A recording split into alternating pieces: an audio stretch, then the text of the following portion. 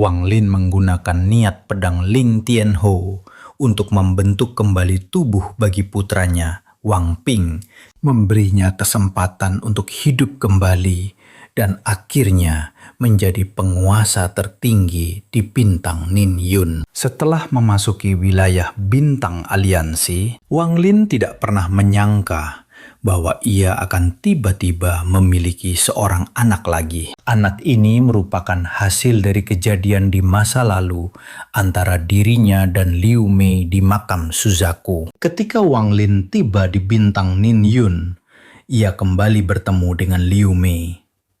Saat itu, Liu Mei sedang menjalankan perintah untuk diam-diam membunuh 3 leluhur dari 3 klan besar di planet tersebut dan secara kebetulan bertemu dengan Wang Lin. Setelah pertempuran sengit, Liu Mei memberitahu bahwa ia telah melahirkan anak Wang Lin, namun anak itu telah diubah menjadi roh bayi yang penuh kebencian. Karena kebencian yang begitu dalam terhadap Wang Lin, Liu Mei menjadikan anak mereka yang tidak bersalah sebagai alat balas dendam.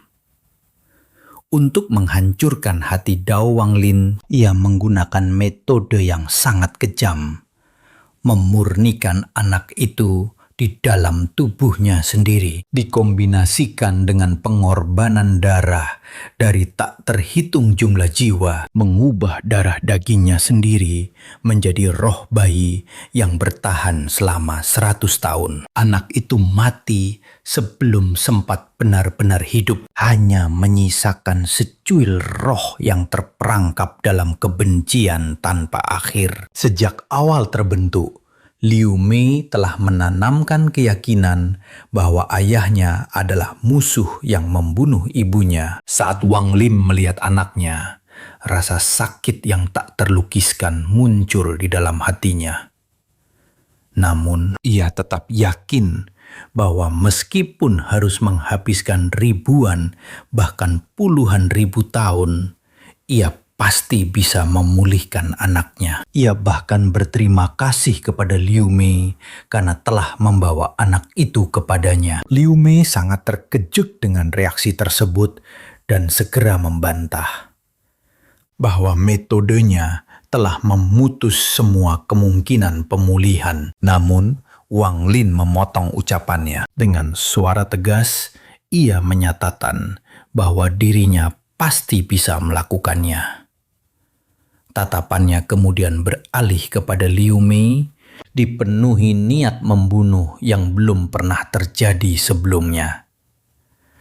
Kekuatan berkumpul di ujung jarinya saat ia menyerang. Liu Mei mundur dengan panik, buru-buru mengeluarkan cermin kuno dari klan Huan untuk menahan serangan tersebut. Wang Lin tidak berhenti.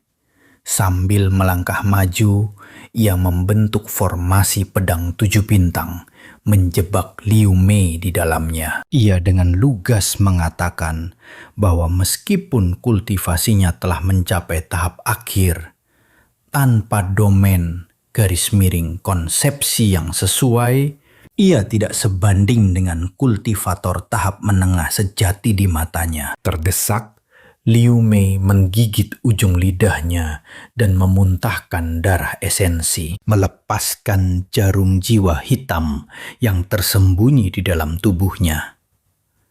Jarum itu tidak hanya menghancurkan formasi pedang, tetapi juga menembus kekuatan Wang Lin. Wang Lin langsung mengenali itu sebagai jiwa keempat dan segera menggunakan teknik pembekuan untuk menghentikannya. Ia langsung maju dan menekan dahi Liu Mei dengan jarinya, melukai roh aslinya secara langsung. Liu Mei menjerit kesakitan dan mundur dengan ketakutan. Namun, Wang Lin tidak memberinya kesempatan untuk melarikan diri. Ia kembali maju, mengumpulkan kekuatan roh menjadi kekuatan petir, jari-jarinya berubah menjadi pedang untuk mengakhiri hidupnya. Dalam kepanikan, Liu Mei berteriak memanggil, "Lier!" menggunakan ratapan roh bayi untuk menahan Wang Lin. Meskipun hatinya terasa sakit, Wang Lin tidak berhenti.